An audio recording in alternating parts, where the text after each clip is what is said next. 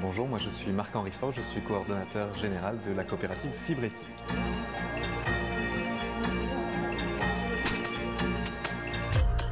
Fibretti, c'est une coopérative à but non lucratif qui fait l'importation du coton équitable et biologique au Québec et au Canada.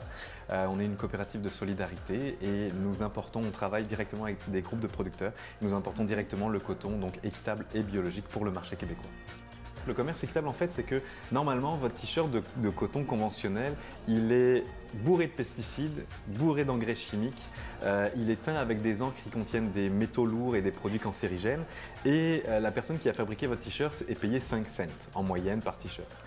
Donc évidemment, c'est des problèmes de pollution, des problèmes donc, pour l'environnement, des problèmes aussi pour la santé humaine et des problèmes de pauvreté dans les pays du tiers-monde et les pays où ils produisent les vêtements.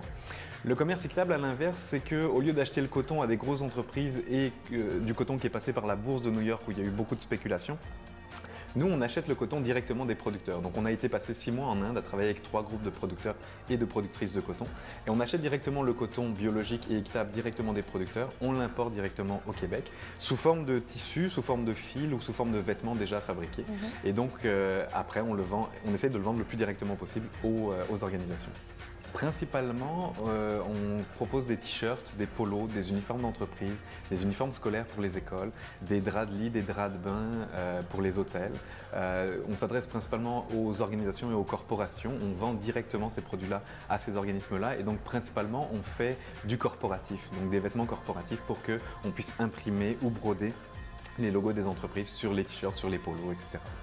En tant que coordonnateur général, je travaille beaucoup avec Alexandra Navarro, qui est notre directrice produit et directrice des importations, justement pour planifier les importations, planifier les achats, pouvoir prévenir les coopératives de coton qu'on s'attend à une production de temps pour pouvoir acheter une production de temps. Donc au niveau des produits et des importations, également je m'occupe de travailler avec les autres employés au niveau des ventes. Donc moi je m'occupe d'essayer d'aller chercher des grandes corporations puis des grandes entreprises pour les sensibiliser au commerce équitable, pour les sensibiliser à notre cause et leur permettre aussi d'avoir un impact positif au niveau des producteurs en Inde et un impact positif au niveau de l'environnement.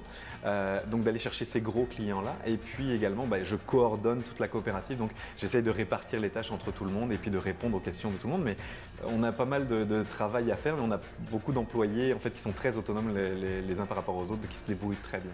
Je pense que la première qualité, c'est pour faire du commerce équitable, c'est d'être convaincant. Convaincant et convaincu.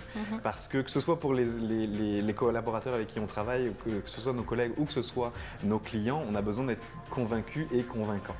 Ça, c'est la première des choses. Donc, d'être allé passer 6 mois en Inde, d'avoir travaillé dans les champs de coton, d'avoir vécu dans les champs de coton avec les producteurs, d'avoir vécu leur réalité, ça aide énormément parce qu'à l'heure actuelle, on fait beaucoup de conférences dans les écoles, dans les entreprises pour sensibiliser les gens à cette cause-là. Nos actions permettent à une 50aine d'enfants d'être scolarisés, donc les enfants des producteurs qui, parce qu'on fait du commerce équitable avec leurs parents, peuvent du coup aller à l'école. Donc, on supporte la scolarité d'une 50aine d'enfants. Donc, être convaincu, être convaincant, ça c'est la première des choses. La deuxième des choses, je pense que c'est d'être souple dans sa gestion. C'est-à-dire que moi, je crois ne pas être quelqu'un de très encadrant. Parce que moi-même, je déteste être encadré. Donc j'essaye de ne pas encadrer les gens, j'essaye de répondre à leurs questions, mais j'essaye surtout que les gens puissent se débrouiller tout seuls. Moi, depuis 3 ans, je me dis peut-être un jour, je viens à vélo ici évidemment, on est dans l'écologie, donc je viens tous les jours à vélo au bureau, et je me dis toujours que peut-être un jour je vais passer sous un autobus ou sous un camion, puis qu'il faut que les gens puissent continuer à gérer la coopérative sans moi. Et ça, c'est très important. Donc, je veux que les gens se prennent en charge, se responsabilisent, puis arrivent à travailler tout seuls, même si je ne suis pas là. C'est sûr que, évidemment, je réponds à beaucoup de leurs questions. Puis, beaucoup des gens qui composent l'équipe de Fibretti à l'heure actuelle sont des gens qui sont nouveaux dans l'équipe. Donc, il faut encore beaucoup que j'encadre un petit peu. On est tous propriétaires. Tous les gens qui travaillent dans la coopérative sont propriétaires de la coopérative, sont membres de la coopérative, donc sont propriétaires. Ce qui veut dire aussi que ça amène forcément une décentralisation des pouvoirs. Mais cette décentralisation des pouvoirs ne peut se faire que si les employés, les membres de la coopérative se responsabilisent et intègrent et prennent conscience qu'ils sont eux-mêmes propriétaires de l'entreprise, donc ils ont cette responsabilité-là.